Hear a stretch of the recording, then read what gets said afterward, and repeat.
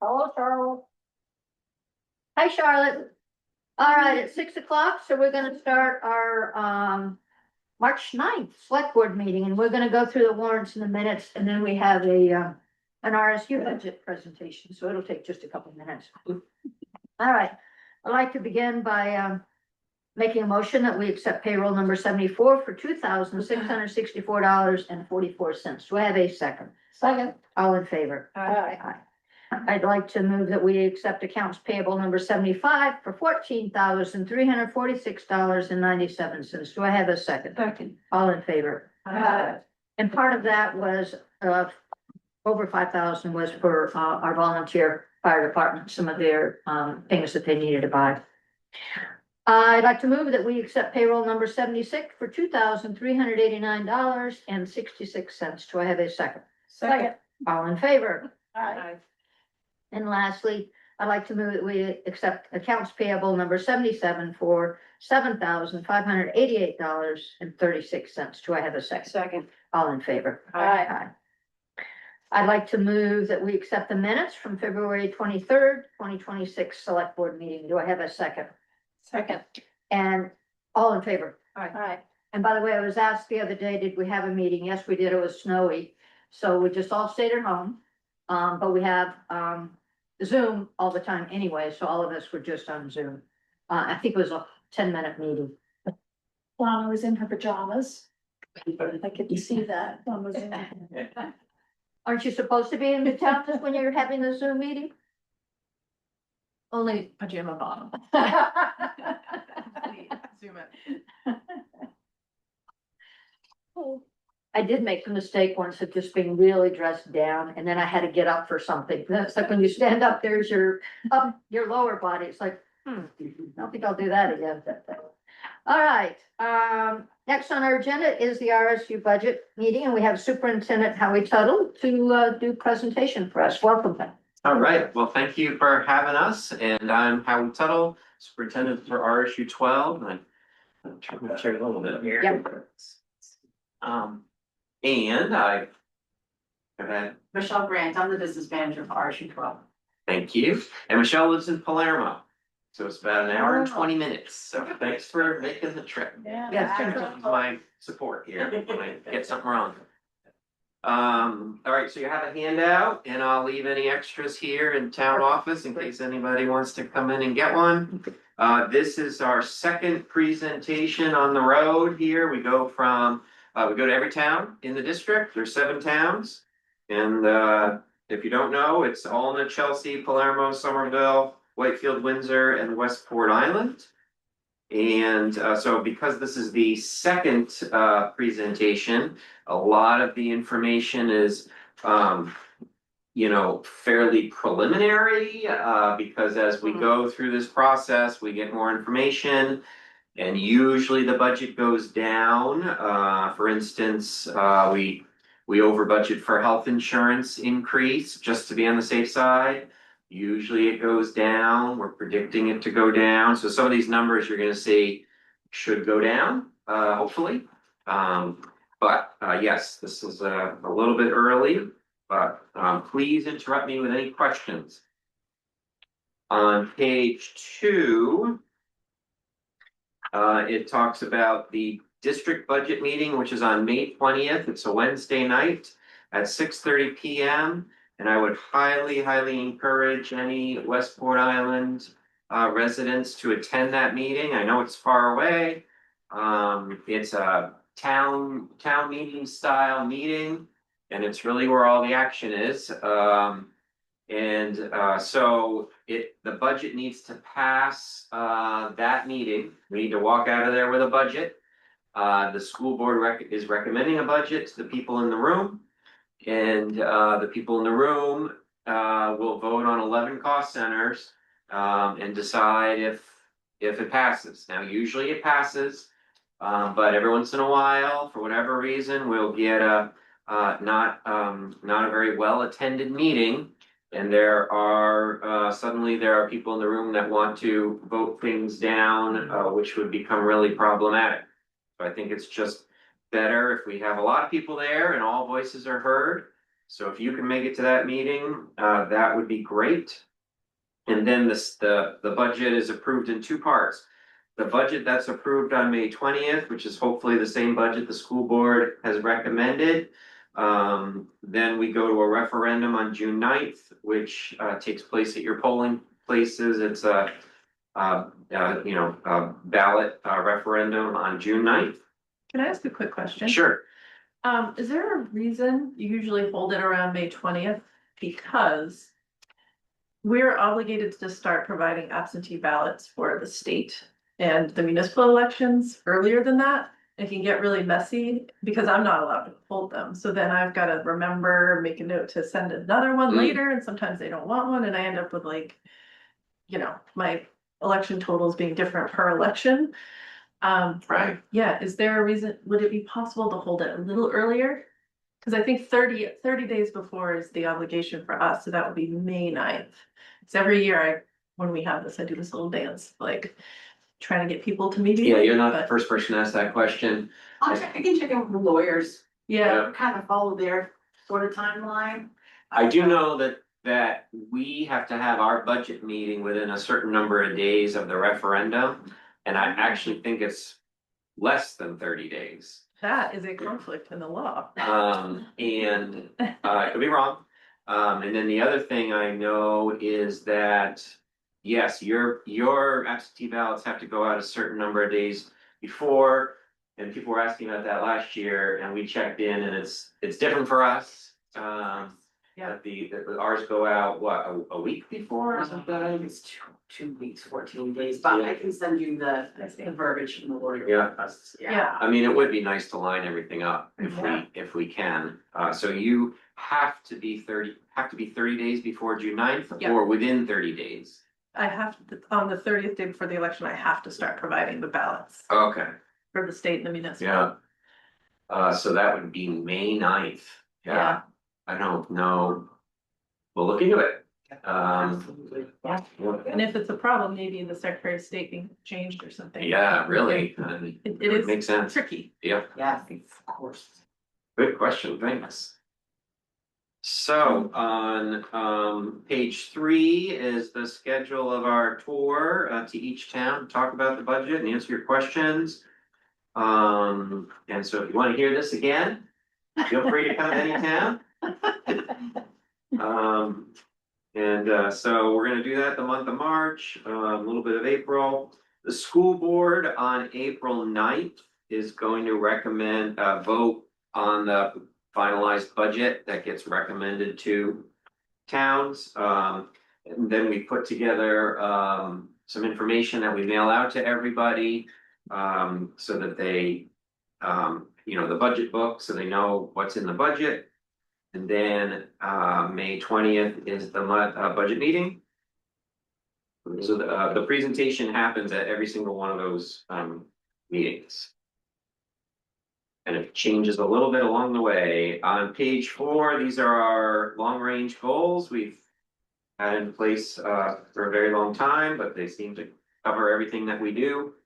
Fostering a safe learning environment, delivering a personalized curriculum, fostering parent involvement, hiring and developing talented educators, maximizing the use of resources, encouraging community involvement, and maintaining a continuous improvement process.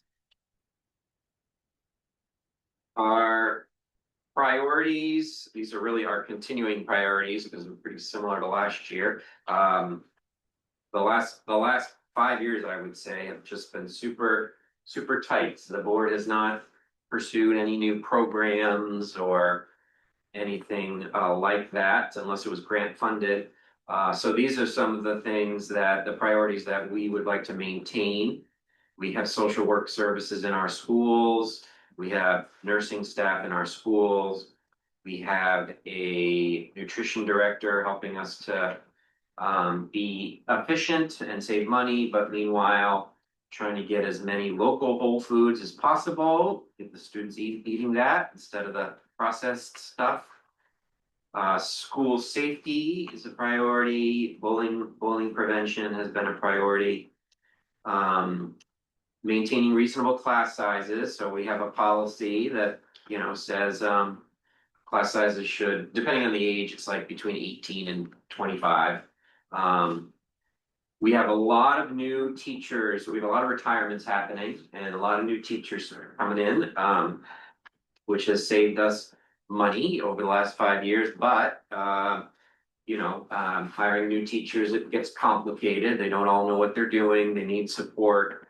So that's a priority. Maintaining our technology infrastructure. The state used to fully fund the networks and the Wi-Fi and all that stuff, and that's changed over time. They don't fund it at all, the network. So we need to make sure we're doing that. Of course, school choice. Every town in the district has some form of school choice, whether it be just high school or K-12. And so maintaining that is obviously a priority. And then in terms of our facilities, we do have 3 buildings that were built in 1950, and they're they need maintenance, and so we focus on safety and efficiency. I will say in this budget, I said there was nothing new. We have delayed our roof replacement cycle, and so we are gonna start doing it in sections. And so that is in this budget. I'll show you where.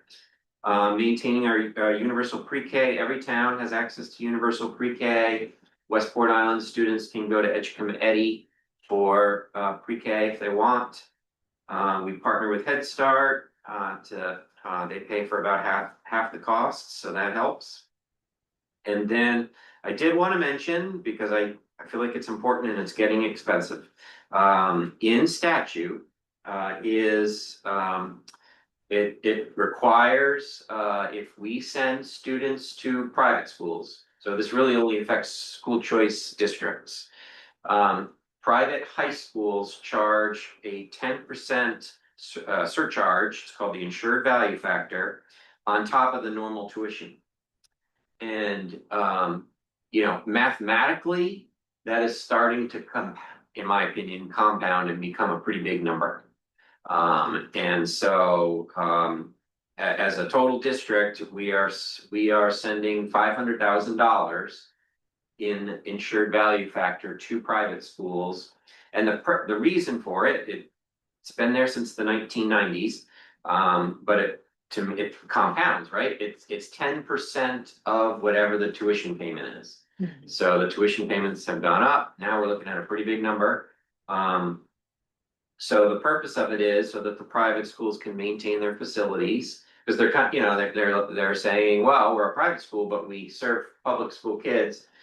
Public schools have access to the school construction program, where you can get a brand new school, after about 75 to 100 years, you get a brand new school, and so they don't have access to that. So that's why this statute was put in place. So I did, anyway, I bring that up because I feel like in the future, we need to talk more about this. It's becoming a pretty big part of your budget. Page 6 is just some, not just, the board worked really hard to find savings over the years. And these are the places, and it's not easy to find savings in a school budget. School budgets are mostly people, and people get raises and they get benefits, and benefits go up. And so where do you find efficiencies and savings? So here are some of the things that have happened over the years, some recent years, some a long time ago. So we formed a collaborative, adult ed collaborative with MSAD 40.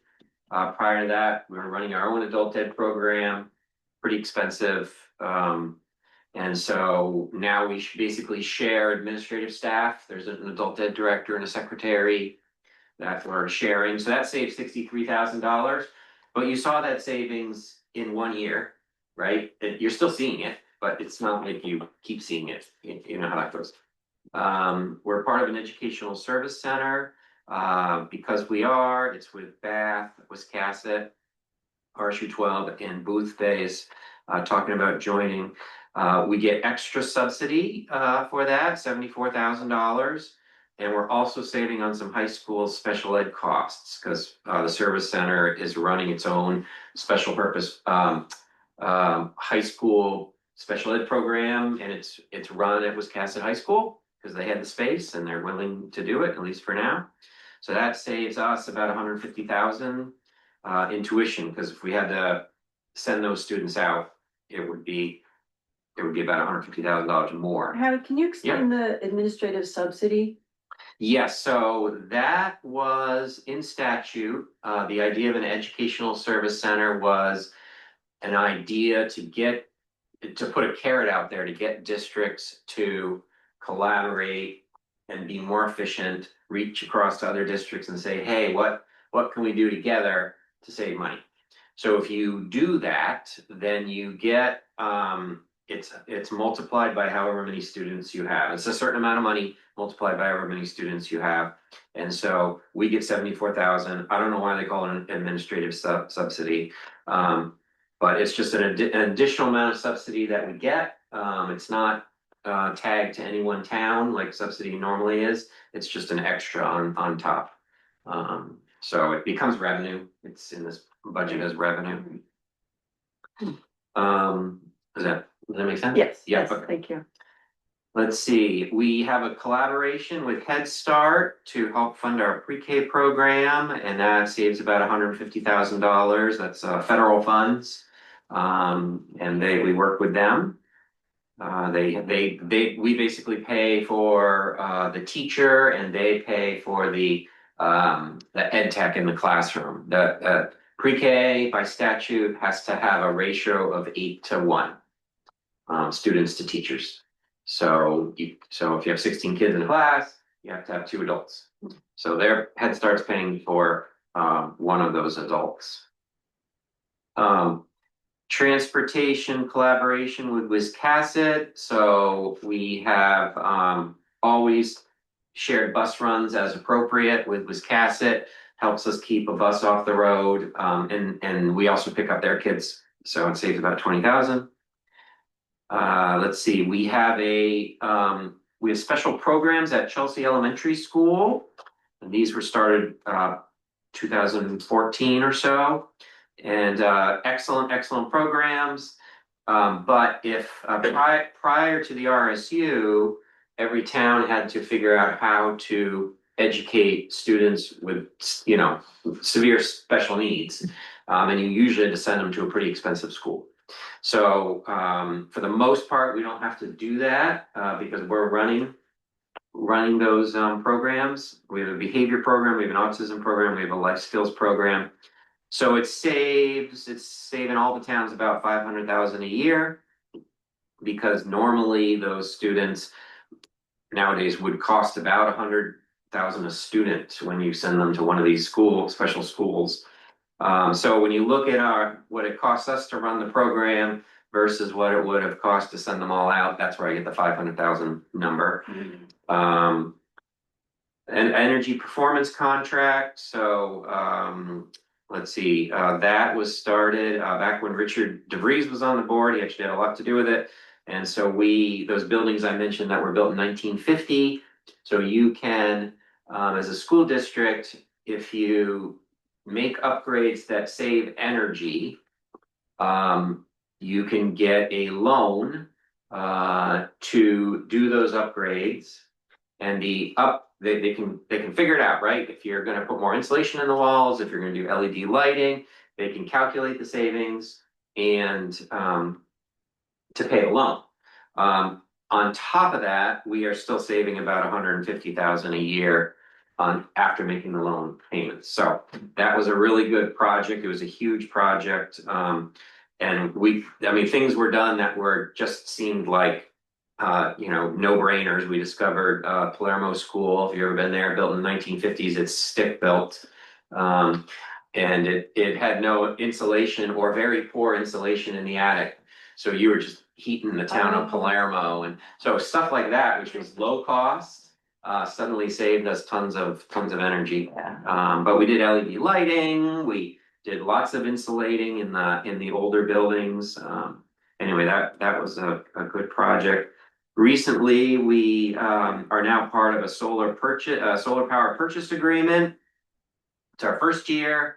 It says there that we're saving 28,000 a year. It might be more like 20,000. Still trying to figure out where the savings is and should be. Is this one of those like 15% kind of savings? Kind of, yeah. So school districts, and I believe towns can do this too.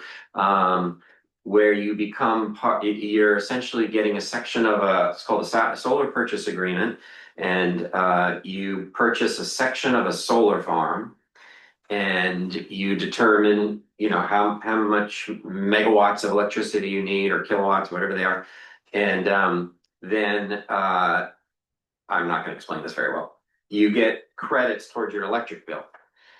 So it's not like I have the 15% off the top business. It's not quite like that, because what we're doing is the payments that we make are paying the loan that the developer took out to build the solar farm. So we're paying for part of that loan, which means the loan is 20 years. So those payments are not gonna go up. They're the same payments for 20 years. Meanwhile, electricity costs will probably go up. So I think the benefit will get bigger and bigger as the years go on. But I'm pretty sure only towns and school district can do that sort of thing, because mostly because I don't think a developer will want to reach out to you, because they don't know if you're good for the money, right? Okay. They know Makes sense. towns Yeah. and schools have assets, and we're good for it. I think that's why. But anyway, so all of or actually, 80% of our electricity is solar powered. The board was too nervous to go with 100%. We just didn't know, like, what's this all about? We could do another one for the other 20%, because it's working out okay. Our electric bus, so we had there were federal grants for electric buses. We applied. You need to have certain criteria, and so we were awarded the grant, and that's working out really well. The buses work fine. They go about 100 miles, which is fine for a bus run. Then they come back to the school and they charge back up again. And so that saves about 20,000 a year in diesel fuel. Although lately it might even be more savings, right? Because it's going up. And then lastly, our nutrition program, we used to ask for about 50,000 a year to balance the budget, ask for it from the taxpayer, because the nutrition program, it's a separate entity. It runs like a restaurant, right? But their only revenue is mostly from the federal government. So if a student gets a meal, you get reimbursed by the federal government, and they set a rate. Let's say I think it's $2.50 a meal or something. So that has to pay for your salaries and your benefits for the people working. So much of the food is actually, we call it commodities. It's not healthy food, but it's free. But anyway, it used to be that we just couldn't afford it with the subsidy, so we used to ask for the funds from the taxpayer. We no longer need to, just because we've got a director. His salary is finding, he is more than making up his salary because of the savings he's able to find and do. Plus, he's able to go out and talk to farmers, and we can get, if you get 100 pounds of carrots, you better. Our food service director is also a chef. So you better be able to train your staff on what to do with 100 pounds of carrots so that kids will actually eat it, right? So it's more complicated than it appears. But that's working out okay. Page 7 is improvements over the last 5 years. So this is recent stuff, and it's all just federal and private grants, things we apply for, etc. So we have 21st Century Learning Center grant. So that's at Whitefield and Chelsea. you have to have a certain amount of poverty in order to qualify. So those two schools qualified. It's basically after school enrichment and tutoring for those kids. I mentioned and that's, we're in the, we were awarded in the first round and now we've been awarded in the second round. So that one round is 5 years. So we would have had this for 10 years. And hopefully we'll keep applying and keep getting awarded. We did do ventilation upgrades, with COVID funds when that was available. We did, so that's kind of a upgrade that, doesn't go away. It keeps helping with the fresh air for the kids and the teachers. Technology upgrades, we also have been able to do with grant funds. Special education van purchases we've made with grant funds when it becomes available. We did offer a bus driver course with grant funds. I guess we don't have the funds it was free. So if you want to become a bus driver, and we had, and there's a bus driver shortage. So we helped the area. I got 2 bus drivers out of it, one of which is the Westport Island bus driver, right? Yes. Yeah, so because, Pam retired. Yeah. And so the bus driver you have now, participated in this course. And then I talked about the school nutrition. We're part of what's called the Community Eligibility Program. So there's all these hoops we have to jump through and everything, but it means every student, no matter who you are, gets free lunch and free breakfast. Like I said, it pays for itself. Lastly is the EASE grant that we applied for and with a bunch of other districts, and it's across the country actually. And it's providing us with extra social work support with the idea, it's a 5-year grant, and the idea is that when the grant is over, you will build in enough funds over time to continue with that social worker. Now, we've got a little wrench in it because the current administration decided to impound the funds for that grant. And then all the states involved have sued, and we just keep suing to get the money back. And so the money is kind of trickling in. Every month we get an update. Okay, but it's been a little bit frustrating for sure, that you're promised this money and then you don't get it. But we've gotten so far.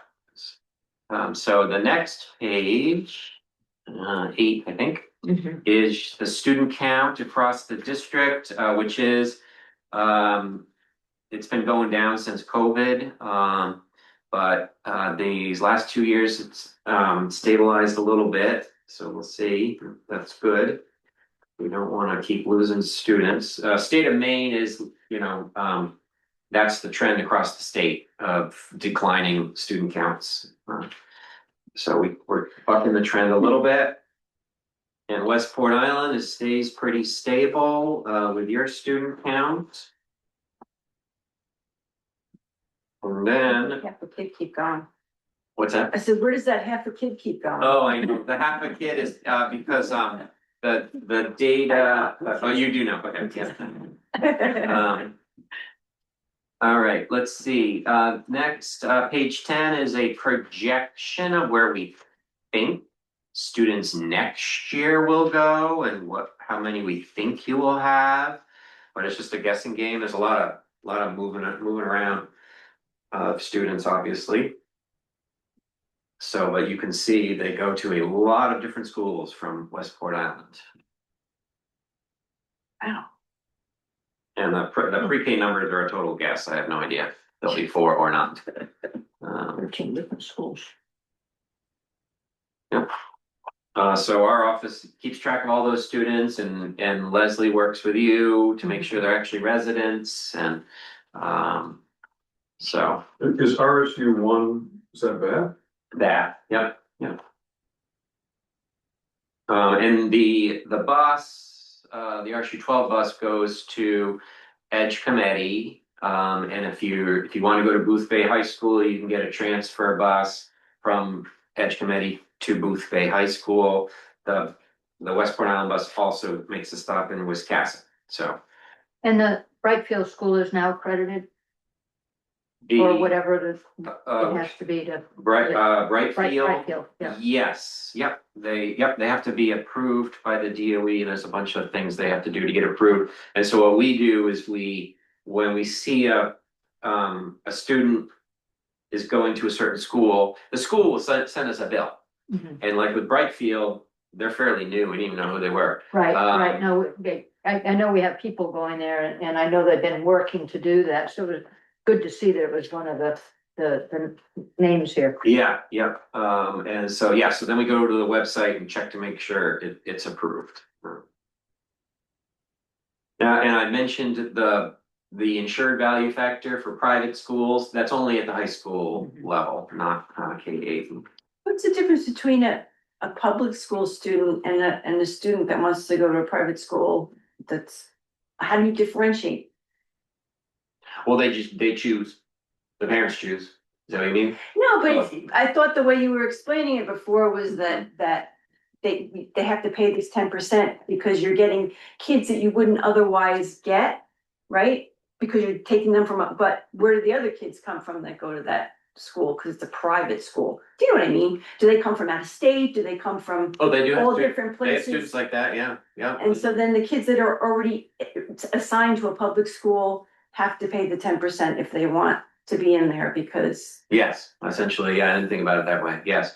I That mean. seems just weird to me. Yeah, I never thought about it on a student by student basis. I think the original statute was written because they just didn't have access to the school construction program. So this was a way to appease that. But you're right, if there's a student in a public school, the fee is not paid, but the minute they move to a private school, we pay the fee. Any student, doesn't matter who they are. Yeah, now an out-of-state student, right, they would not pay the fee. Right, Yeah, right, but they use these facilities the As same well. as anybody else. Right. It does, Yeah. yeah, it's kind of weird. yeah, the logic is Yeah, it's interesting. not there.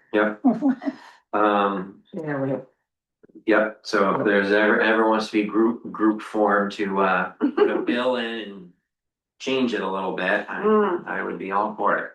All right, so that brings us to page 11 and talk about valuation a little bit. So, this, Westport Island's valuation compared to the other towns has always obviously been the highest. You're a minimum receiver, you don't get very much subsidy. But and so I guess maybe because you are already high, this current, the state of Maine, the property valuations have been going up a lot, and since COVID. And yours has as well, but not at the same rate as some of these other towns. And so in RSU 12, when and I had no idea there were so many lakes and ponds and rivers for everybody to live on in RSU 12. And so, Waterfront. yeah, for sure. So the town of Palermo is booming now with their property values. But anyway, that's forced RSU 12's property values, our total amount up in ways that are more than the state of Maine. And so when you find yourself in that situation, you don't get as much state subsidy anymore. And so I think I told this story last year. So it's still happening. But there may be a solution on the horizon, and I'll talk about that at the end. It's So- very exciting. Can I just ask, Yeah. where did these numbers? These come from, I'm not gonna get it, if you go to the state website, if you Google I don't know, property valuation, state of Maine, there's a website dedicated to this stuff. These actual numbers are a 3-year rolling average. This comes from the subsidy report that we get that will determine how much subsidy we get. And there's a section that lists the by town, the valuations, the 3-year average. And then of course the total. So that's why I pulled this. But where does the DOE get it from? They're getting it from, I don't know the name of that department that Maine Revenue Services? Yes, Yeah. yeah, so that, now, where does Maine Revenue how does Maine Revenue Services decide your valuation as a town? They might look at any, reevals that you've done. But if you haven't done any recently, because they have to do this every year, they just look at home sales, Right. which is a very inaccurate science, right? So if a home, and I don't know, they have some science to it because, if a home in Windsor was on a pond and sold for $1 million, then they're saying the same home, another home homes in Somerville on ponds must also be worth $1 million. Like that seems to be the logic that has been happening. Because those are the homes, at least what I'm watching, what I'm seeing, those are the homes that are selling quickly. Is anything on some body of water? Yeah. On page 12 is Westport's valuation for overtime and FY 27. So you jumped up 14%, and this is a 3-year rolling average. Why do you do the 3-year rolling average? The state, it's part of the subsidy, right? So I think they're just trying to, in a way, make it more stable, so you don't see your subsidy go up and down in crazy ways. Okay. So what they do actually is they say it's either a 3-year rolling average or the current valuation, whichever is less. Gotcha. Because a higher valuation will mean you get less subsidy. subsidy, You actually right. want, yeah. Yeah. But the other thing, it's one, so the way mathematically, it's one pot of money. And there's all these towns across Maine, and some don't get any money, and some get lots and lots of money. And there's a formula, and what seems to happen is and this has not happened until recently. I mean, we never paid attention to property valuations because they just didn't change that much. It was student count they're always looking at. But now they're changing so dramatically. I'm realizing that if you increase more than the state average, that's when you're in trouble, right? That's when the formula seems to impact. Whereas because everybody's increasing.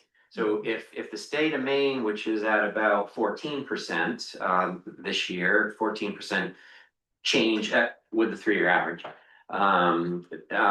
then if you're below that, you tend to do okay. So we're above it. We're at, as a district, 15.5 is what I calculated.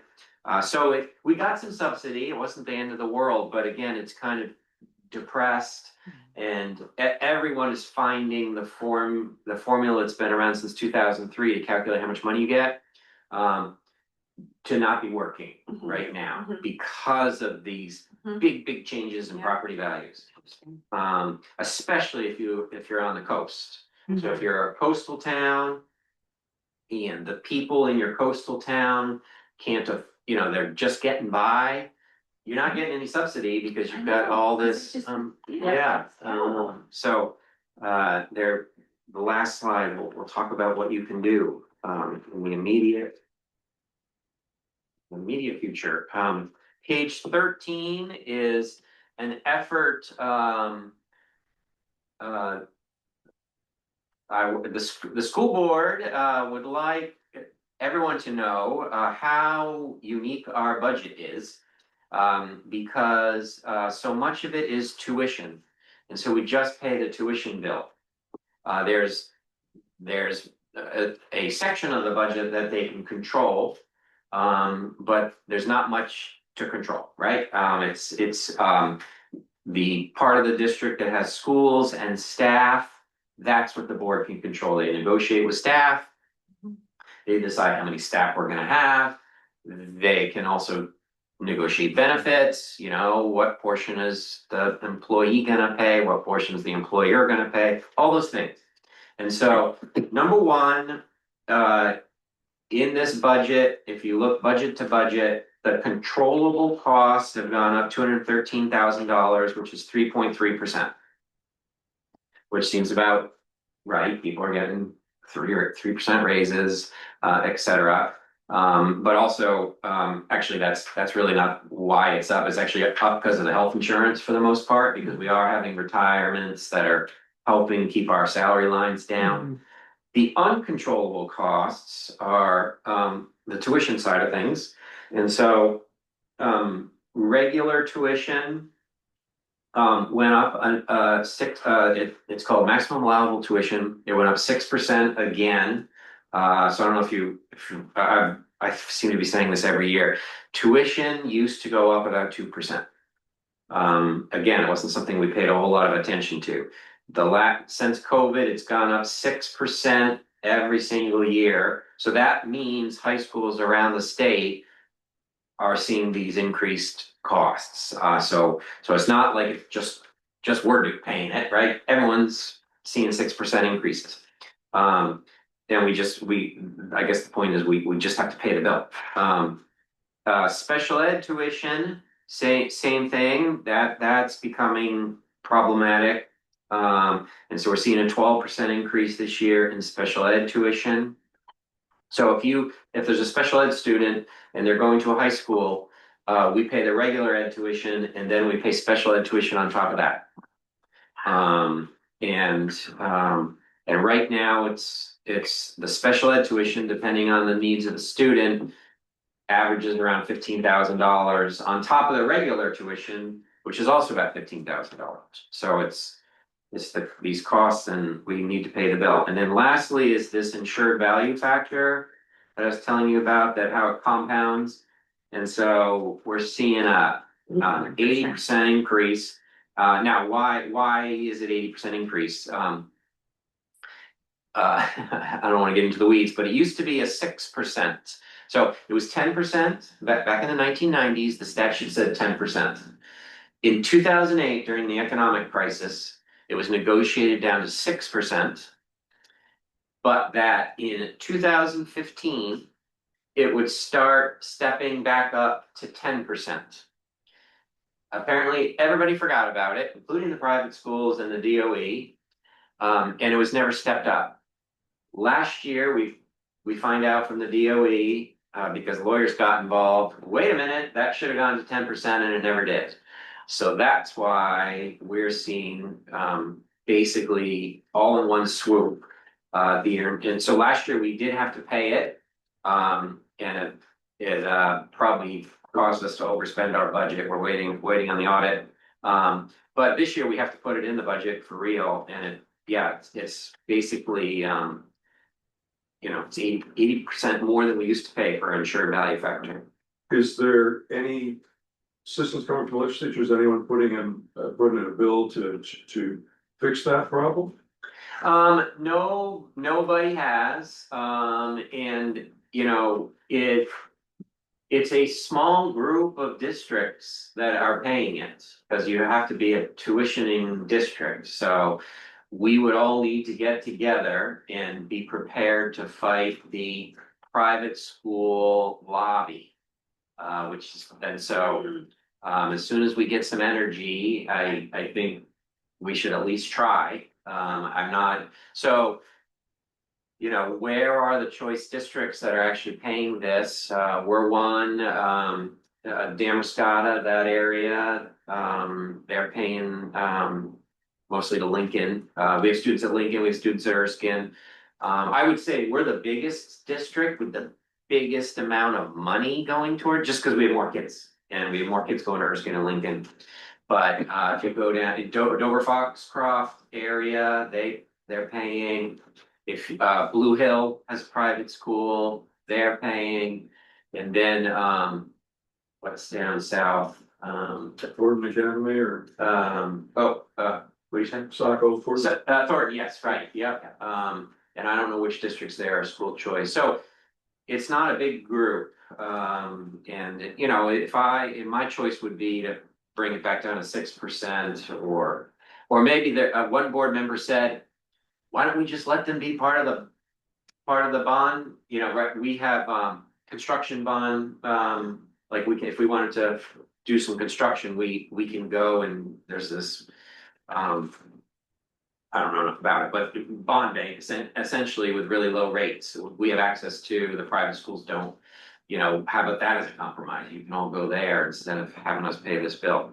Anyway, I do feel like something needs to happen. It's kind of it's a bit of a hidden cost. It's always been there. And so now I'm highlighting it for you, see if anybody wants So to. I just think if it was that important for the private schools, they Yeah. would have been on the case back in 2000, you know, to say, hey, we with that increase. Yeah, So if they've been able to get by, yeah, Mhm. yeah. Yeah, no, that's a really good point. Yeah, so what was it? Erskine wrote our board a letter. Because I called over there and said, you really gonna make us pay this bill? This is a lot of money. And so our board is not happy about this, just trying to get them to not charge us. Anyway, so he wrote a letter about how basically we're lucky that we're just paying this 1 year because you actually owe us 5 years in retro. Wow. So, he yeah. has a point there too. Yeah, right. So anyway, yes, I think it's something to look at for the future. Other uncontrollable costs, we mentioned the property valuations and the depressed subsidy. So I kind of talked about that. And then lastly, we've had some legislation recently that we can't control that have added to costs and continue to add to costs.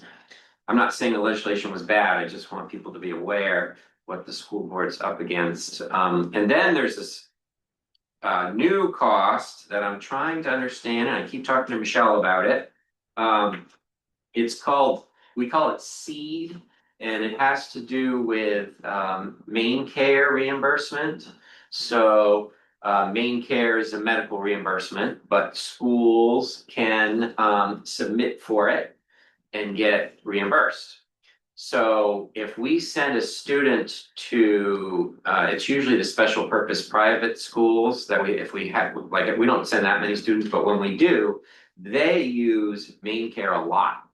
And so they submit for reimbursement. You can submit for speech and OT and certain behavioral things.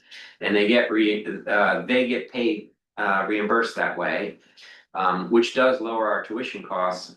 But the state says to us, you need to, there's some kind of cost sharing. Anyway, the district needs to chip in for that reimbursement that happened to the special purpose private schools.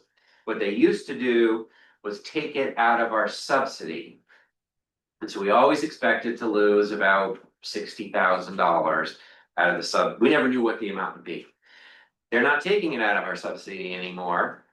They are instead making us add it to our expenses.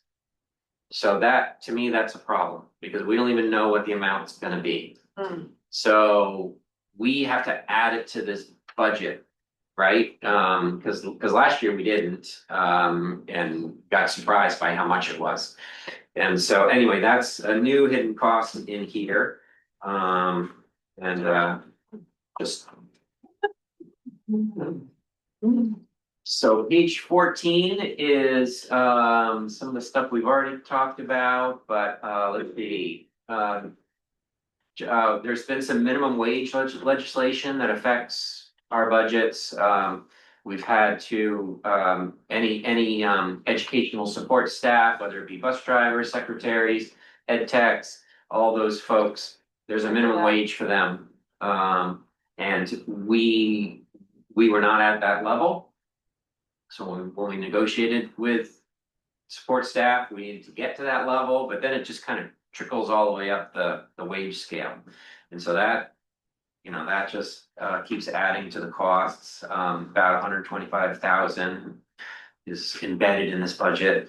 You can skip number 3 because I don't think that made it past the appropriations table. I don't even understand that part. I guess a law can pass, and then if there's no money for it, then it just sits there. So I'm pretty sure that one hasn't moved forward. The paid Family Medical Leave Act adds about 50,000 to the school budget.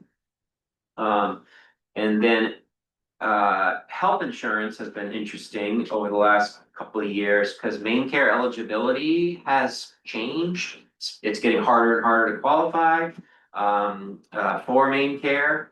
And so more and more of our employees are taking RSU 12 health insurance.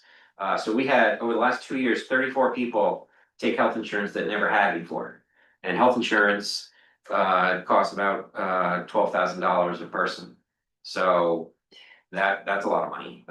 So that's kind of this cost shift. Just on that point, how have your costs per person or gone up for insurance, for health insurance? How did they, last year was terrible, went up 15%. Is that what you mean? That's Yeah. exactly what I mean. Yeah, went up 15% last year, and we have budgeted another 15%. But we got some information recently where we think it might be 10%. We're hoping. 10% is a lot too. There was a period of time, like 3 years in a row where we had a 0% increase. We were pretty excited by that, but the way they do it is they just look at, well, what are your premiums, your total premiums, and then how much is your staff using? And so I knew at some point it was gonna catch up to us. We can't keep having 0% increases. Meanwhile, so it did catch up to us, and here we are, but let's see, of course, inflation affects a school district. And then the last one is this, we've been okay, but lots of posturing and threats to take away the federal grants that we have always relied on. We get about 2.5 million in federal grants. The education department is being dissolved or whatever it is, and so we're just nervous about what will happen. We get federal money for special ed, we get federal money for Title I. And so what will that look like? So far, except for the EASE grants, we haven't been told we're gonna lose any money, so that's good. Page 15 is just an effort to compare our increases as a district. So this is without the subsidy, so locally, you're probably paying more than that, depending on what town you're in. But our increases as a district over the last couple of years have barely come in below cost of living increases. So I put that together because I was listening to some talk show about how educational expenses are way beyond inflation. And so I was like, wait, is that true in RSU 12? So it wasn't. But I think overall that is absolutely true.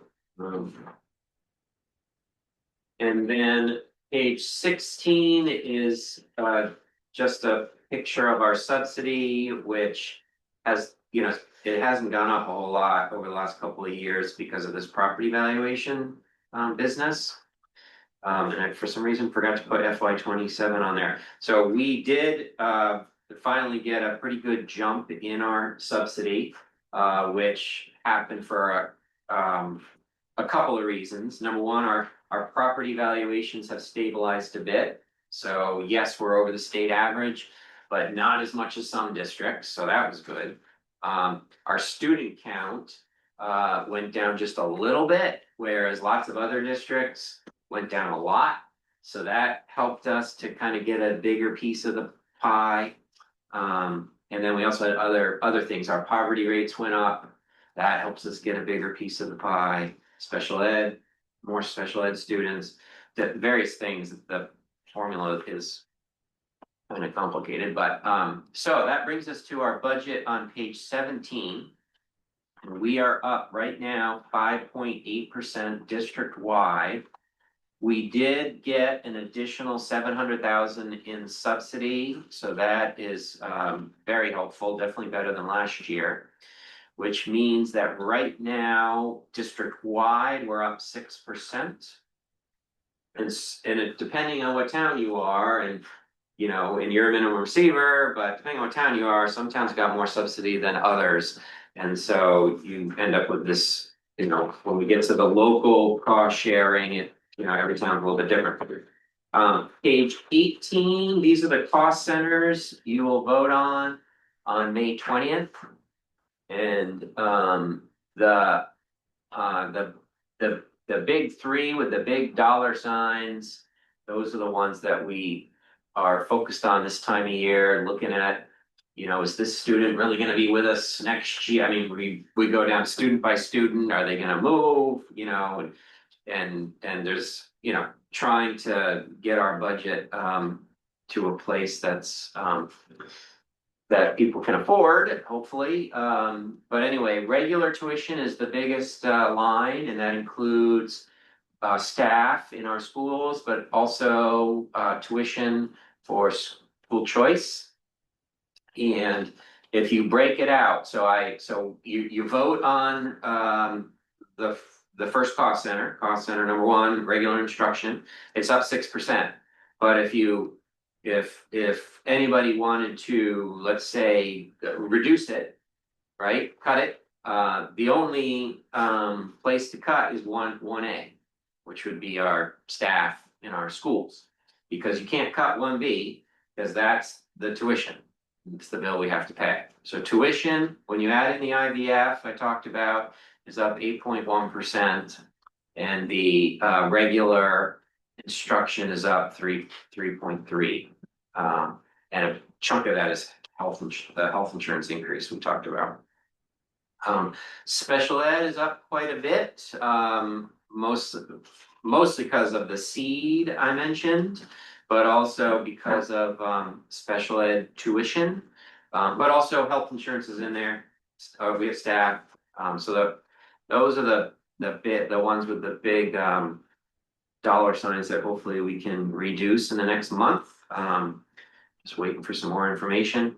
And then moving down, facilities and maintenance is also a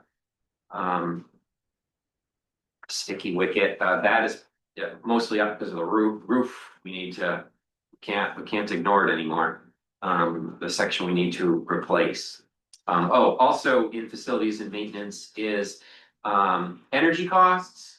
So we're just not sure what to do about that. Watching, you know, fuel prices go up, and we have a wood chip boiler at Chelsea, but the rest of the buildings are all oil, heating oil. So a big chunk of that is just trying to forecast, is oil going to keep, heating oil going to keep going up? And so that brings us to a 5.8% increase overall. Page 19 is just a picture of what we just talked about in various cost centers, but you can see the size of various things. And I do notice over the years that red triangle keeps getting bigger and bigger, and the blue one keeps getting smaller and smaller, which to me is a testament to the school board. The school board can really the blue triangle, the big blue triangle is what the school board can control. I mean, there's other stuff they can control too, but the big blue triangle is the big one. And you know, trying to be as efficient as possible. Page 20 is the system admin per student cost. And we are on the low end of things for that. And that was a goal when this RSU was formed, to reduce everyone's system administration costs. So you've definitely done that. And page 21, this is our per pupil spending from this is data from FY24. And we are not the lowest, but we're not the highest either. And that includes tuition kids too. So that's the cost per student in our schools, but also add in the tuition students from Olin and Westport Island for pre-K to 8. Page 22 is the right two columns are what you're looking at. The gray is from last year. So you can just compare the two. So the proposed budget right now is 30,298,000. The state subsidy, and so then we list the revenue to get to what the local share is going to be. And so state subsidy, we get some miscellaneous revenue, which is like bank interest. The town of Chelsea pays for us to do an extra high school run, so that's revenue. We have the interest performance bond credit from that energy performance bond that we talked about with the insulating Palermo school. The federal government gives you a credit on the interest. We are using fund balance again, which is a problem. We're gonna run out if we keep doing this. But we have a solution on the last page to that problem. And then state agency client is when we have foster students that we're educating, the state pays us to educate them, so you get some revenue for that. So total revenue, 13.2 million, and so that brings the local share to about 17 million to share between the towns. And the way our formula works is we take the whole budget, we divide by the number of kids, we get a number, and then we multiply that number by however many kids you have. And then we subtract out the subsidy that that you get as a town. And so it ends up being, so everybody's essentially paying the same amount per student. It's just that some towns get more subsidy than other towns. So, so Westport Island ends up paying 17,800 per student. Right now it's a 7.1% increase, which is $75,000. Like I said, that will go down. It's hard to predict how much, because the formula has a lot of moving parts. I think overall, I'm estimating the budget to be down around 5%. So that will, obviously make your contribution less than this current proposal. Before you get into the proposal, what is the fund balance currently? Let's see, so we are a little behind on our audits. So our auditor, anyway, there's lots of reasons why that would be, but so we are expecting to get our FY23 audit and our FY24 audit all at once by the April board meeting, so I can give you a more exact answer. But our answer is, I would estimate about $2 million right now. And so a better place to be would be to use, I think, about $300,000 in fund balance on a yearly basis, because that's pretty much what we end up with, Your surplus at the end? Yeah, 300,000. I mean, it's that's in a $30 million budget, that's, I mean, otherwise you're getting pretty close to overspending.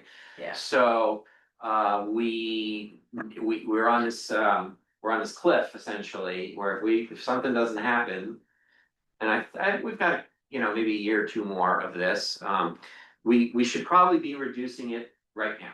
It should not be 740,000. It should be 600,000, right? And next year 500,000. Shocked when you don't have it. Exactly. Yeah. So, and we'll see between now and April, we're gonna talk to the finance committee about what we're doing, why we're doing it, and also to talk about what's possibly gonna change for the future that might bail us out of this problem. So if you look at, and why do we have a $2 million fund balance?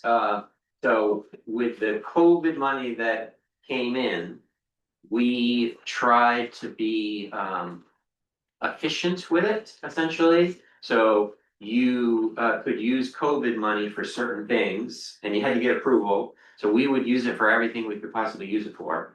And that's how we ended up with this fund balance, knowing that the next couple of years were gonna be super tough. But we also thought we'd be weaning ourselves off of this problem, and we haven't yet. So we're hoping next year is a good year, and I'll tell you why. Page 24 is a project that's been bubbling. And we'll see where it goes. So the town of Liberty, which is right next to Palermo, has decided to pursue withdrawal from RSU 3, which is Mount View, for a bunch of different reasons. And they met with me to see if RSU 12 would be interested in having Liberty join. So we got talking about our funding formula, which is pretty unique. So our funding formula, and a lot of this had to do with negotiators from Westport Island actually, is based on student count. So rather than a town with tons and tons of property value subsidizing the northern towns, which did happen in the first couple of years of the RSU, you're paying per student and everybody feels like that's fair. So I explained that to the town of Liberty because they have, I think it's a state park, there's a beautiful lake there, right? And, yep, and so the property values are quite high. And so they don't have that many students, they're a little bit like Westport Island. Yet they are paying a huge portion, these were their words, to RSU 3. And so when I explained how ours worked, they were very interested in that. And so they came to a board meeting and I did a simulation of what if they were part of our district as we built last year's budget. What would have happened, right? So and you have to build in some costs, right? They have students we're gonna have to pay for. So I looked at their high school students, estimated what their high school students would cost. The students, I did let them know their students have to go to Palermo School. They can't have school choice like Westport Island. They have to go to Palermo School. There's room at Palermo School. We do not need to add any more teachers. We did not need to add anything. Administration, not special ed, nothing. We could fit them. So that's where your savings comes in. How many students roughly, do they have? They have- in They have 80 students total, and then, let's see, so I'm gonna do some quick math, just percentage wise. I can't do it that fast, 10, so basically it's 13 grades, 80 divided by 13, everybody doing some math, but anyway, let's say 10 in the high school you're gonna have to pay for, roughly 15. So the rest would go to Palermo School. And so I added $250,000, which is probably overestimate, just to be on the safe side. I don't wanna put out numbers there and have them be wrong. So I added 250,000 to last year's budget, and then I put Liberty into our formula, and I looked at what their subsidy is. They're a minimum receiver as well, and added in their student count. Anyway, if they were part of our district, you can see how everyone's contribution would decrease. And so that's all exciting news, but don't forget, we have this fund balance issue we've got to fix. So all of this savings, if we end up doing this, you might not see as much of it because we have to stop using so much fund balance, right? So, but you'll certainly see some savings, I would say, and Liberty would also see savings. That's why they're interested in possibly joining, but there's a lot of steps. They gotta withdraw. If everything goes according to my plan, there's such a thing, that maybe there's a way to have a vote in November where they withdraw and join RSU 12 all in one swoop. You would also have to vote. We'd have to have a referendum in RSU 12 to accept them. We'd have to have, we just have to redo the reorganization plan, just to kind of add them, but nothing would change about the plan. Nothing would change about our funding formula. So anyway, that's exciting. It's in the works. And I do think, over time, there'd be savings, right? Because you've got if you have more, if you have better student teacher ratios, which you would have at Palermo. You end up saving money in a bunch of different ways, so. So that's solution number one. And then solution number two is on page 25. So we talked about Liberty. Liberty students pre-K to 8 would go to Palermo School, high school students would have school choice. Estimated financial impact, 5% decrease in local contribution. And then possibly vote November. The second big thing that is happening is, we talked earlier about how the funding formula is based solely on property values. And how that's difficult for some towns who, especially on the coast, who have very high property values, but people who live in the town that can't afford that. And so, I don't know if I don't know all the demographics of Westport Island, but you're a minimum receiver because of your property values. The formula never looks at, well, what are the incomes of the people Right. living there, right? So LD 226, which is hot off the presses. It came out last week. It's in reaction to a study that has been going on now for the last year. So the legislature asked for us, because everybody's upset about what's happening and I keep whining about it, but I'm not the only one. And so they did a study, and they're always studying the formula. This is not the first study they've done. But they did a study, and the study showed, some of the issues that we've been talking about in terms of towns that should get more subsidy aren't, right?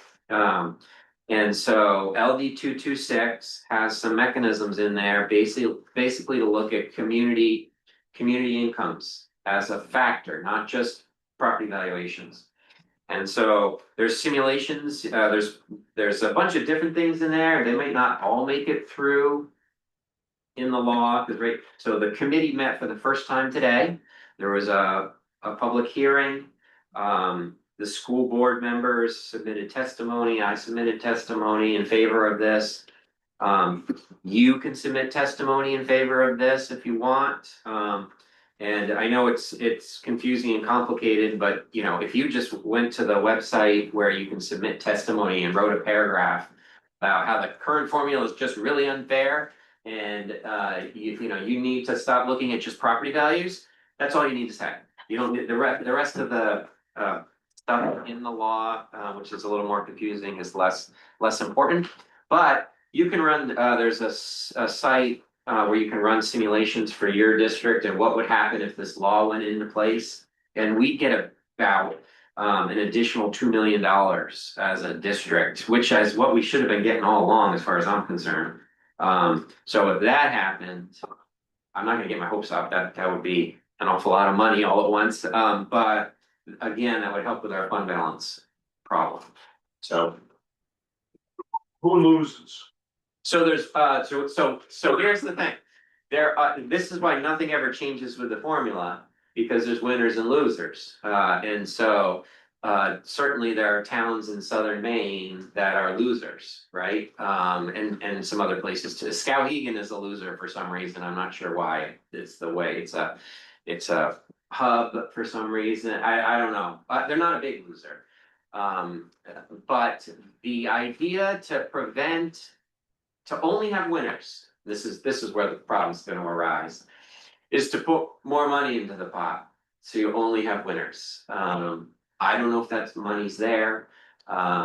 So I do think there's enough, the hearing today, the hearing went on today for 5 hours with public comment. There are enough people making enough noise about this formula, which wasn't always the case.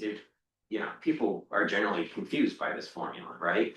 But enough people seem to understand what's wrong, and I do think something will change, and it will benefit us, because we do, when you look at our community income as a community, you know, we have a lot of people on fixed income, we've got a lot of poverty. None of that's taken into account right now, so. Anyway, so that's exciting, so please submit testimony if you want. And please come to the district budget meeting on May 20th if you can. Thank you so much for your time. Thank you. Any questions from, or comments from anybody, other than what you've already done? So you know what your job is, right, Jeff? Well, no, I, just listening. Sounds like you had some ideas there. We really appreciate this. This is, helpful. And I always learn a lot from this. All right, well, thank you. I'll leave these. I don't know if you want them. Yes, that in the would be great. office. That's great. Somebody Thank wants you. to look at it. Watch out for the deer. Yes. Oh, Yeah. okay.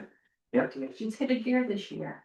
Yeah, Oh, I really? it went just last week, so, yeah. Oh, we're by your house or where? Between here and my house, yeah, but he scampered across and he didn't hurt my car. I was more worried about it, did I hurt him? But it was a little one. First one went okay, and then the second one, I had slammed on brakes by that time, but yeah, just, Go slow. I'm only like 5 Yeah. miles from here at the most, and yeah. Yeah. You're out. No, they like your neighborhood. Yes, thank you very much. Your neighbors. Yeah, yeah. Yeah, they do cross right by my driveway Yeah, there, and but over yeah, by yeah, Lisa too.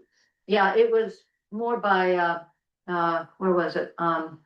Martha's. Coming down the hill there, and I saw the one on the left and slammed on my brakes. He went behind me. And then the little one, then I saw the little one, but nothing I could do, and he ran right into my car. But then he bounded off, and it's like, thank you for bouncing. So, yeah, but that was the first time I've actually hit one. And hopefully the last. All right, boys, I learned so much from this, you know, and this one's really scary, I think, just because of all the unknowns. And all the rapid changes. All right. So, any citizens issues? Oh, all right. Who's on? We have people on Zoom. Oh, okay. I don't see any action though. Aaron, Aldifer and Mario. Do either of you have comments right now? You're both muted.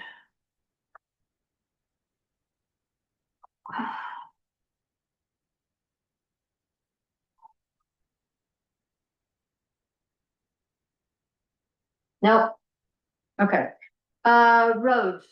And yeah, go ahead and then I'll tell you what I've been hearing. It's gonna surprise you. Yeah, exceptional crop of frost heaves this year. Frost is halfway to China. Yeah. Roads are posted, they posted them the 21st. Been so long since I've been to a meeting, been able to make one. I have met with a few people about phase 4 of the road improvement, which would be from Upper West Shore Road to Lower West Shore Road. I was down there this weekend looking at some horrifying frost heaves where the road is just broke right away. Because there's ledge on one side and there's not on the other, and this side gets good sun and a bunch of factors. It's gonna be expensive. It's 2 miles, it's a little over 2 miles. I don't control the cost. And it's gonna be voted on at town meeting. But this is what's coming down the road, just to inform everybody. Hopefully snow plowing season's over. I don't know, Friday's sketchy, I don't know. But, the sand pile's taking a beating. The roads have taken a beating, I've taken a beating. Winter time in May. Then the interesting part is, as I told you earlier, we're on average as far as snowfall. But for snow events, we've had a lot. You know, 6 feet of snow is one thing. If you get it a foot to a ton, you've had 6 events. We've had 100. 40. Yeah, a lot, Yeah. crazy. And so it's 3 or 4 inches and, yeah. Right, and it takes a long time to add up to 6 feet, but we're on average. One thing, and I haven't checked this for the year, but it's been cold all winter, hence the roads. And you can see the roads are all cracked, Mhm. water's going in, especially this time of year. And you get that freezing thaw, and hopefully we can stop this freezing at night. Because all that does is just make things worse. Next week. It's gotta be hard to plow some of those areas. It's impossible to plow some of them areas. Yeah. Hopefully we don't need that again. The one down by Joe's that me and Dale worked at Saturday is. It's like, all I can tell you is do the best you can, there's nothing we can do, nothing. Yeah, yeah. People say, well, you can put some sand in these culverts, cause the culverts have sunk, the culverts have not sunk. Everything around the culverts is heat. So that's a common mistake people think. You put sand in them, that's fine till it comes time to plow. Or until they flatten out. Mhm. So it's, we'll see how things go. And it's a roller coaster and, But it's not just here, no, it's it's everywhere, everywhere. you know. So it's not just Westport Island. When you have 6 inches to ledge under the road here and you have 6 feet here, both of them are froze all the way to the bottom. This is gonna heave more with the 6 feet of dirt Right. over here. Right. The whole before Joe's house looks like the center of the road's caved in. That Yep. isn't caved in. Ledge is close to the surface. The outside is heaved up. Ledge removal is very expensive, but if we're gonna get a lasting fix, at least on the part past Joe's house, there's gonna have to be some serious ledge removal. And that's our road, that's town, yeah, our responsibility. You get into paving a 20-foot wide road, it adds up a lot more than doing a 17-foot wide road. That's the other thing. So. I'm looking at the timeline and I'm looking at what we got left to do and I really don't wanna do that all at once. If we're gonna work the plan through, we gotta. So if we hopefully- did, could we stretch it out a year and do half this year and? Well, that's what we would do, we'd do the ledge work and culverts that need to be done and yada yada this year. Then we're gonna pave it next year, Like what we did. like we've done before, and you're gonna, we gotta grind it. Yeah. You can't pave over that, you just can't, Right. Yeah. it's too far gone. Yeah, yeah. Well, what I do it the most efficiently and cost effectively, you know, for the project, but again, going back to the financing side and where it impacts us. Could we look now, really doing maybe a 3 or 4 year loan and stretch the cost out? Mhm. Goes back But down do the wheelchair, work. kept planning, Yeah. Jim, but Right, well, I've thought of that too, but you know, I'm looking at this 10 to 12 year thing. After this year, we have 4 years before we gotta Start again. start again. Mhm. And we have Ferry Road, Bridge Road, Upper West Shore Road, the piece by Connie's. And the main road and the rest of East Shore Road. Which the rest of East Shore Road. Is gonna be costly, but we can wrap, not so costly, we couldn't wrap that in with. Like Upper West Shore Road, Mhm. but I see at best, the main road and then 2 more phases, well, that puts us, Maybe we're just kicking it down the road. well. Literally. That puts us at 12 years, we'll have to see how these hold up, you know, so far. You know, we might be able to go 12 years, maybe we get on a 12-year plan, maybe that works for us, we don't know. Winters like this. I know. Ain't gonna happen. I'll say how the state road is held up as well. With Yeah. these, Yeah. Yeah. 6 feet, this winter maybe 8 feet deep. Uniform material. You won't have no frosties. Have you noticed any problems with people ignoring the postings? No. Okay. I have. Had a few calls on frozen mornings. And I said, get it done, 9 o'clock. Okay. And they've both been good, haven't seen anybody else. I got a good perch now to watch. That's right, yeah, as they go by. Yeah, I noticed Saturday when I went down to the town hall that you had some bulk signs, and I thought you need at least 50 more of those. Oh, I know, you know, they print us Yeah, right down, print all them. yeah, it's And like, they- where do you you know- put them? a citizen had texted me about, should put a bump sign up by, just right down here.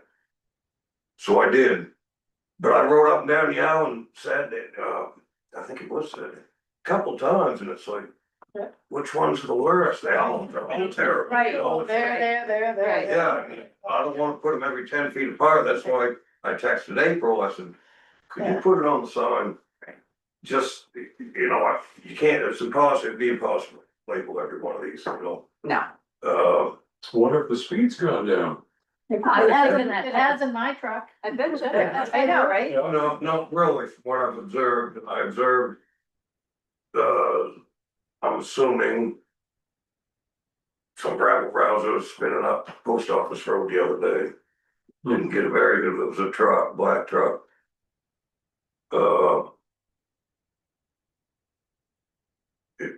I'm not the police, you know. But that just, you know, that just makes it hard on everybody. Yeah. Cause we're a ways away from getting any grading done because we got a lot of thaw and drying up to do. Yeah, it's gonna be fun. Yeah. Starts thawing out. Yeah. Well, this is a true testament to where the weak spots are in these dirt roads. Yeah. And everybody likes their dirt roads, except for March, April, part of May. Yeah, everybody's already been talking about mud season. Yep. Don't leave home without them. All right, yeah, Saturday at the event, the WCA event, by the way, was wonderful. Well attended, but that's all I heard was, complaints about the road, and like I said, I had gone down there twice, in the morning, and I knew you knew about it, but Oh, yeah, people gotta realize that, you know, none of these roads were built as roads. No. And they've just been improved upon, horse trails that have been improved upon for years. And you can't reinvent the wheel, you know, I mean, to do, like I said, 6 feet of uniform material on Westwood Island, you bolt ledge, you'd have to purchase some land in places. It'd be millions of dollars. Just slow down, look where you're going, that's what I say. That's about the only cure there is. That, or if somebody wants to donate $10 million to Westwood Island, we'll do a couple miles. yep, maybe we'll do there's a GoFundMe. Yeah. It'll be quite a few years before we get it. I'll be going. Yeah, I'll be going. And then it'll be, instead of 10 million, you need 100 million to do that same amount. Yes. The prices are going, you know? Yeah. By the way, I don't know if any of you got an email about paving, but I got some budget numbers that are gonna be emailed to the town office. Okay, keep an So you eye out. might wanna keep your eye we on. can talk about those on Wednesday. And those are just budget numbers for the paving part. There's the ledge removal, there's some culverts gonna be changed, there's some material gonna be added. So that's all gonna be factored into that. So when you see that, don't say, oh geez, that's all it's gonna cost. No, that's about half of what it's gonna cost. Well, maybe with the price of gas going up so much, maybe fewer people will be on the road and it'll actually save our roads. I mean, you can look at the positive side, right? Yeah, and any savings just went to the dump truck to hold gravel down here, cause diesel fuel's $5 a gallon. 50 cents Saturday morning. Wow. Just like that. Yep. So factor that by 4 miles a gallon. To Whitefield and back, and there's one load of gravel's gonna increase. Wow. Yeah.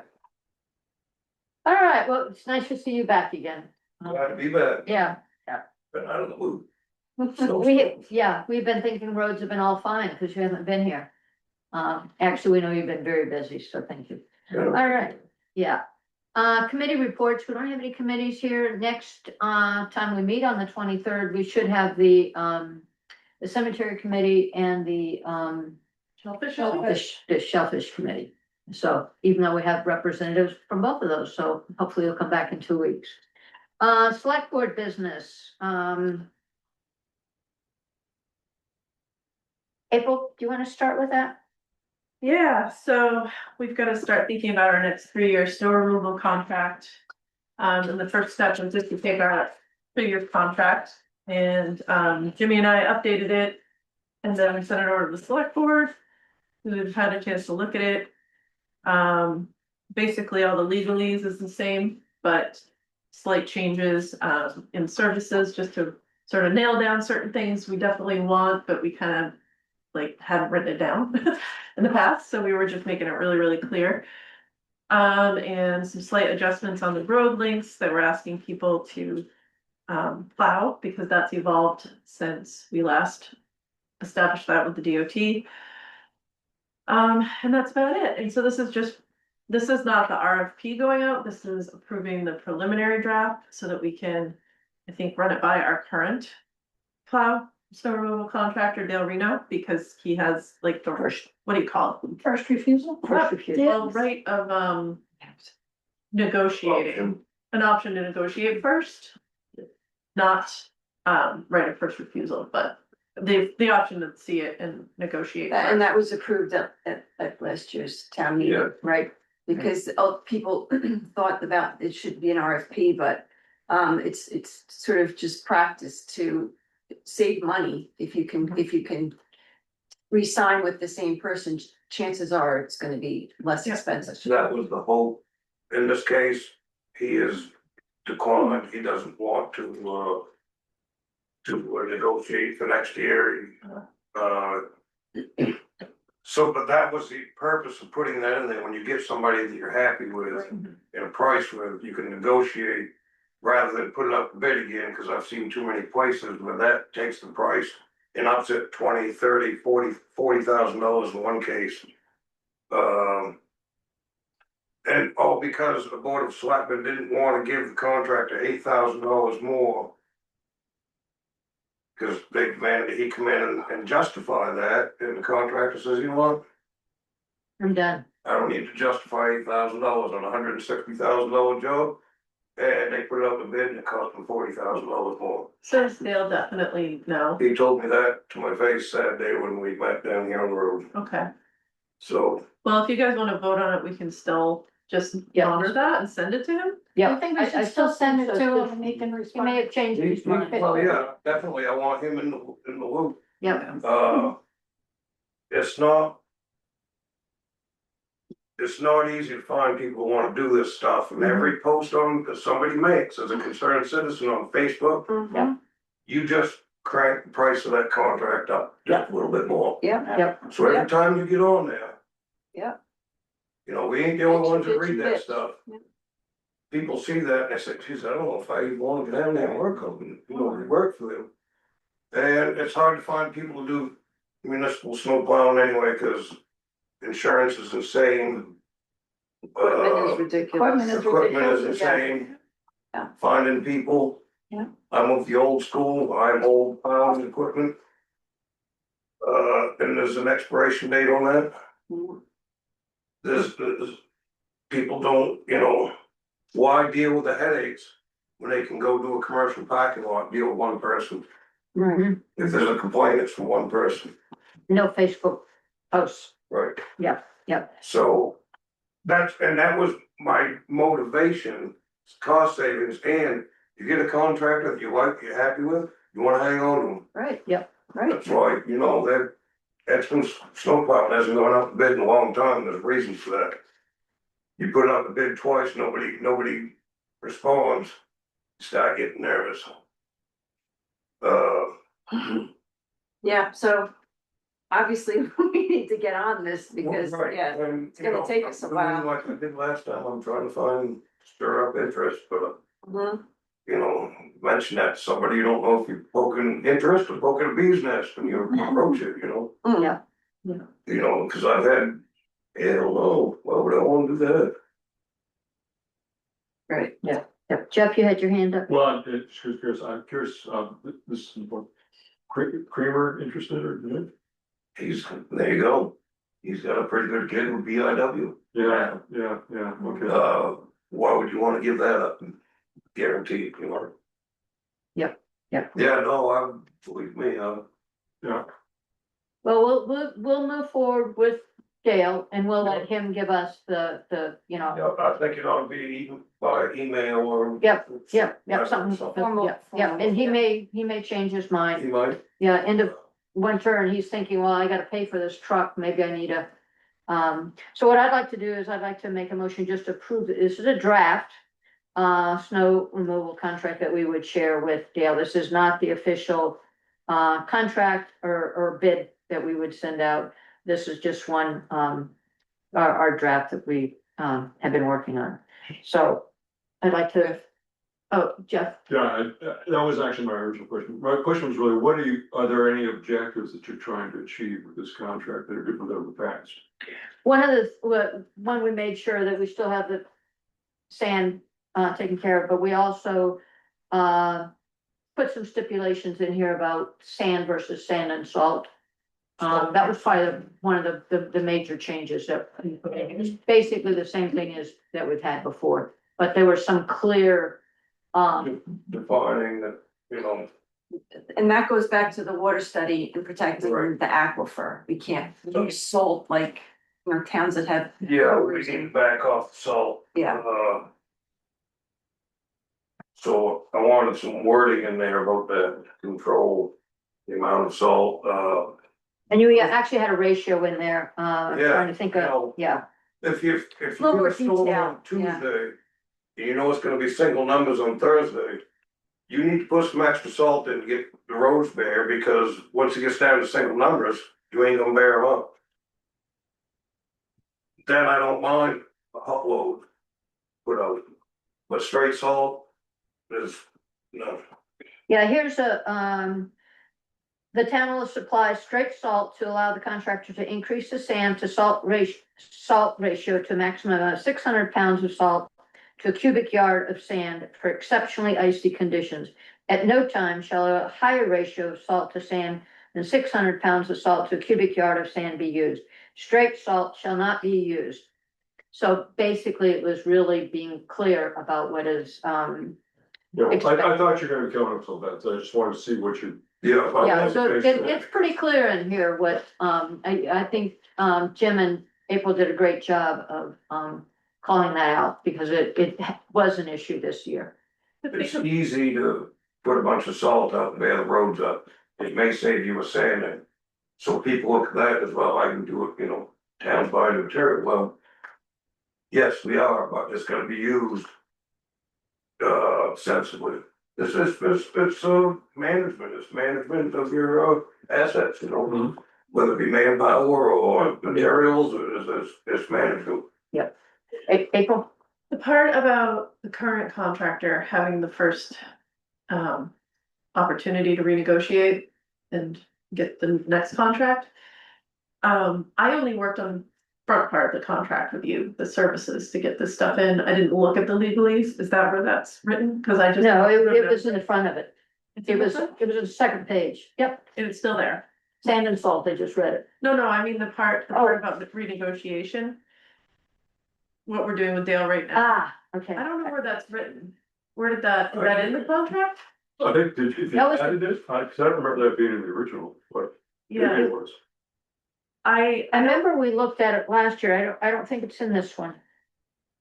cause I think I was using last year's, I just copied and pasted the old one, and that's what I've been working on. So I just wanna make sure if we want that language in there, that it is in there. Yep.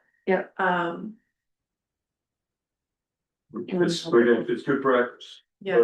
But it doesn't mean the contractor's gonna wanna do it. Right. Yeah, gives him an option, But it probably should be in the contract itself, right? I didn't think about that till you yeah, were so. talking about it. The other problem, the other reason for that is the reason. The cost of the equipment is so expensive now, and so specialized. That you ain't gonna pay for it in 3 years, you're not gonna pay for it in 4 either, but. So it might be an incentive. Right. Yeah, they're looking at, and maybe that wasn't it, because I remember that being part of the pitch with Dale, that he had the opportunity then to Yeah, I think that ought to be, extend the period for prepayment of his I don't think it's in there. Cause if I we don't use think it was in something the old good, one either. Yeah. To tell you the No, I truth. think we I think we just decided it was a good idea. And then we got permission from the town, but I Right, don't and they think it voted was. on it. But it Yeah. was never written. So I don't think it was in either the original or in this one, so. Right. So because we're just doing this with Dale anyways, and we, I say, go ahead and vote on this Yeah. draft and we'll just Yeah. do that. But for the RFP, when we get to then that we stage, can put it I'll in make there. sure it's in Yeah. there. We did do that with Cromwell, that's G and D. Back, maybe this is two or three times back, so you saw it because you had the contract was basically photocopied over to be the, with different rates, because the Yeah, rates went yeah. up, but not that substantially. We had a great deal at the end there. yeah, them prices are long gone, and Yeah, you get a winter like this, and people have, yes, I'd like to throw out too, that there's another educational opportunity for us here with our townsfolk to explain that salt versus sand. mhm, Because the expectation from a lot of people is that they're gonna see dry, clear roads like they do when they go out to towns that are using calcium chloride immediately. Route 1. Right, so their expectation is that we should do that here. We can't do that here. We can't afford to do it for one, and we don't want to do it. And we don't So then have we just town- need to town educate water. them, you know, Yeah. like expect that you're gonna see white roads because it's winter. There's gonna be snow mixed with the sand and the salt, like, I still say. Nobody realizes the full environmental effect from salt because it's relatively modern techniques from the fifties. And back when this island was done in the sixties. Was just this much salt compared to this much salt. What the state's doing now is you're paying a tax. That's why vehicles last 10 years and they're right out. paint it in That's in your why. vehicles too. You know, the state is charging you a tax for bare roads and you don't even realize you're paying it, but you are. I think it's ridiculous. I think it's overkill and we don't know the results of this because relatively new. Wiscasset uses blast of salt downtown. They got town water, they got storm drains. Yep. It goes into the saltwater river. Mhm. This less saltier than the roads are. And that's the other thing people don't realize. They're down to the boat launch. Don't get my truck in the salt water. That's like fresh water compared to what's on the roads. That's why they don't use it for salt brine, because it isn't salty enough. And They it's make it, leaching into our wells. right? Yep. In Wiscasset, can tell you a story about a well too. So that's another thing why I wanted that in there. We're on an island, we got limited water. Yep, we've had lots of conversations this winter about that, so yeah, we made sure it is in the contract. Main road, all the houses. Yep. You know, White Bay Shore Road, look at it, everybody's well is below the road. Yeah. So what I'd like, Conditions. so what I'd like to do is again, make a motion that we approve this draft contract for snow removal. And then we'll share it with Dale and go from there. So do I have a second? Second. All in favor? Aye. Aye. All right. Next on our agenda is, we have to amend the town committee policy to add deer overpopulation ad hoc. And, April, or you want to talk about that? I think that we had said last time we spoke about this, we were gonna just take the ad hoc out, because I think it's gonna be more than 1 year for this committee. Yeah, just cross it off that little copy you have. Yeah. Yep. Yeah, but originally we talked about an end date, didn't we? Well, yeah, we Yeah, talked but- about this June Oh. meeting, we would have some. Yeah. Yeah, Does it- Can I see that for a minute? Yep. I don't know if I took They're- their end date out or. if I they're just meeting crossed it tomorrow out. I night, think you did. second time, so That. we'll see. I think that's Endpoint, I have endpoint June 2027 town meeting now, Yeah, but so we could cross that out I if would, you want. yeah, Okay. I wouldn't end it. Yeah. So let's just cross out that last line right there. Yep. And then the first meeting, they actually discussed that, and I'm like, I think, this has gotta be more than 1 day. Maybe, so. So I'd like to make a motion that we approve the amendment to this committee description and that we delete ad hoc committee and that we also delete the endpoint for June 27th town meeting. Before you vote, there's two other things Yeah, on there's- there. Planning and appeals. Yes, Yes. do we need separate ones No, or? no, you can Yep. vote all at once, but Okay. just before you vote, I just want to explain what those things Yep. are. The, You need to see it? John Henderson noticed, so when we first decided to make an appendix and list out our current committees, I tried to like put down where they came from, how they were established, but I couldn't find planning board, I didn't know. Because it's not in state law, it's not in our ordinances. It was established by thank you to Gay Wagner, who did this research, special town meeting back in the year 2000. And it had operated before then, and this meeting sort of retroactively gave it its authority and going forward. And they did the same thing with the appeals board. So the two other highlighted sections in here are just adding that to our policy, so we know when those committees were established. I That is so helpful. Yeah. Yeah, think it's good to just, if we're not. absolutely. So Someday I- Why are we move on doing this? and- I know we've Yeah. always done it this way. Nobody knows. Yep. Uh-huh. So I'd like to make a motion that we accept all the changes that April mentioned and that I mentioned. Do I have a second? Second. All in favor? Aye. Aye. And Charlotte will make sure that you get a copy of that. All right, next on our agenda is an appointment to the Harbor Committee.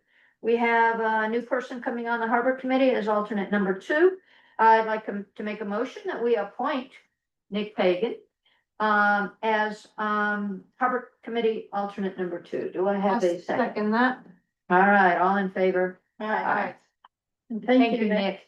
Yes, thank you. You know what you're getting yourself into?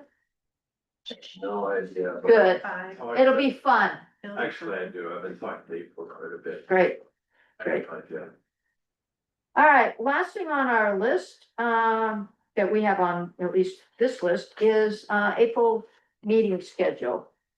So we probably need to get out our calendars. You're meeting on the 23rd, so not the 30th, April 6th, which And is the 20th, Easter Monday. Yep. As long as you guys are okay with that, I don't even know what that holiday is, and the 20th, is that the day after Easter? it's the day after Easter, yeah. I think some people might celebrate, I don't think it's something the staff has on our No. official holidays, No. as far as I know, And the 20th, I'm fine with it.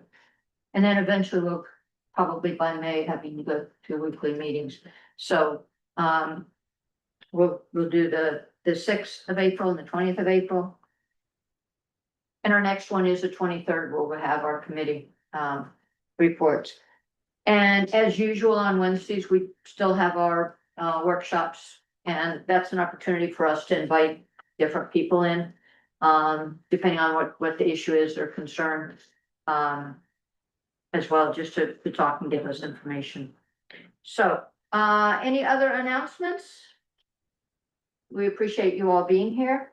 I'd like to make a motion that we adjourn for the night. Do I have a second? Second. All in favor? Aye. All right, stop recording, April. Good night, Charlotte. Good night, Sharon. Good night. Mario, Aaron. So, the